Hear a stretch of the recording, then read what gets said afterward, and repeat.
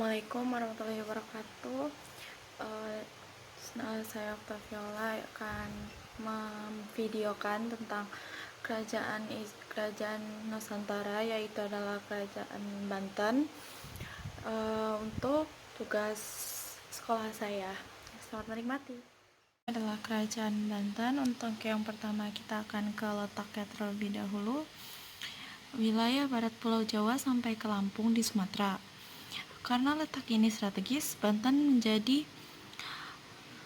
urat nadi pelayaran dan perdagangan yang melalui Samudra Hindia. Untuk yang kedua adalah sumber sejarahnya. Menurut cerita Pahayangan, jauh sebelum masuknya Islam dari Demak, Banten merupakan bagian penting dari kerajaan Pajajaran yang bercorak Hindu. Banten dikenal dengan berbagai nama, seperti Wahanten Girang dalam cerita naskah Parahyangan di tahun 1580, serta Mendanggila dalam Tambo Tulang Bawang dan Perimbon Bayah. Ada sumber sejarahnya, yaitu dari asing. Mulai dari Tiongkok yang berjudul Shruk Peng Xiang Sung hingga berita Tom Pires menyebutkan Banten sebagai salah satu dari beberapa rute pelayaran mereka. Berbagai sumber tersebut menggambarkan Banten sebagai kota pelabuhan yang ramai, terbuka, dan makmur. Dan sekarang kita akan ke kondisi sosial politik kerajaannya. Untuk kondisi sosial politik kerajaannya mungkin sangat banyak. Jadi sebelum menyerang Banten, Fathahillah terlebih dahulu berkonsolidasi dengan mertuanya, Sri Hidayatullah. Saat itu diberi kekuasaan oleh Sultan Demak untuk memerintah Cirebon pada 1522. Pasukan Demak dan Cirebon bergabung menuju Banten di bawah pimpinan Fathahillah dan Sri Hidayatullah pada 1526. Banten berhasil direbut, termasuk pelabuhan Sunda Kelapa yang waktu itu merupakan pelabuhan utama kerajaan Pajajaran. Meski demikian, orang-orang Portugis masih tetap menyinggahi pelabuhan Jayakarta untuk kepentingan niaga lada dengan orang-orang Tionghoa yang masih tinggal di Banten tersebut. Selanjutnya, pusat pemerintahan yang semula berkedudukan di Banten dipindahkan ke Surosowan, dekat pantai. Sejak saat itulah benteng pertahanan pada 1552 Banten diubah menjadi kerajaan bawahan atau vasal Demak. Maulana Hasanuddin sebagai pemimpinnya. Selain mulai membangun benteng pertahanan di Banten, Maulana Hasanuddin juga melanjutkan perluasan kekuasaan ke daerah penghasil lada di Lampung. Seiring kemunduran Demak, terutama setelah meninggalnya Trenggana, Banten yang sebelumnya vasal Demak melepaskan diri dan menjadi kesultanan mandiri. Kendali demikian, Fathahillah tetap dianggap sebagai peletak dasar Kesultanan Banten pada sistem pemerintahan Banten. Gelar Mangkubumi, Kadi, Patih, serta Syah Bandar dengan perannya masing-masing.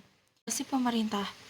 Adapun masyarakat pada Banten terdapat kelompok bangsawan yang bergelar Tubagus, Ratu atau Syahid. Bangunannya itu dilanjutkan oleh penerusnya. Pada masa jayanya, wilayah kekuasaan Banten meliputi Serang, Pandeglang, Lebak, dan Tangerang. Pada masa pemerintahannya, kapal dagang berbendera Belanda yang dipimpin oleh Cornelis de Houtman untuk pertama kalinya berlabuh ke Banten. Pada masa pemerintahannya, Banten mengalami masa kejayaannya sebagai kesultanan maritim. Banten semakin mengandalkan dan mengembangkan perdagangannya.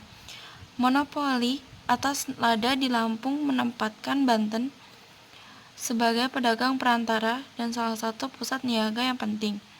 Pada masa ini pula, Banten berusaha keluar dari tekanan VOC yang sebelumnya memblok kapal-kapal dagang menuju Banten. Ia berusaha keras mengusir armada dagang Belanda dari Banten. Meski gagal, Banten menerapkan pajak atas kapal-kapal yang singgah ke Banten.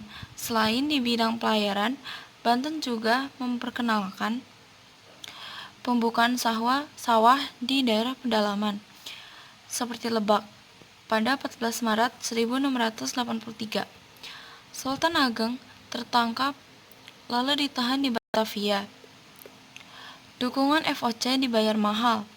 Banten menyerahkan wilayah Lampung kepada VOC pada 1682. Sultan Haji yang diwajibkan mengganti kerugian perang sebesar 12.000 ringgit pasca mangkatnya Sultan Haji pada 1687. Sultan VOC semakin mencengkram pengaruhnya di Banten. Di antaranya pengangkutan Sultan Banten yang masih mendapatkan persetujuan Gubernur Jenderal Hindia Belanda di Batavia. Kalangan istana dan rakyat Banten kecewa karena lingkaran istana menyerah begitu saja pada kesewenang-wenangan VOC. Perang saudara pun meletus secara sporadis yang membuat Banten semakin mengalami kemunduran. Mengumumkan dari markasnya Serang bahwa wilayah Kesultanan Banten telah diserap ke dalam wilayah Hindia Belanda.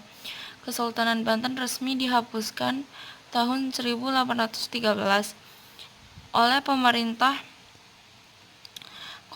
kolonial Inggris. Peristiwa ini merupakan pemukulan pamungkas yang mengakhiri riwayat Kesultanan Banten. Meski demikian, toleransi antar beragama di Banten berkembang dengan baik. Untuk kesalahannya dan kekurangannya mohon maaf. Wassalamualaikum warahmatullahi wabarakatuh.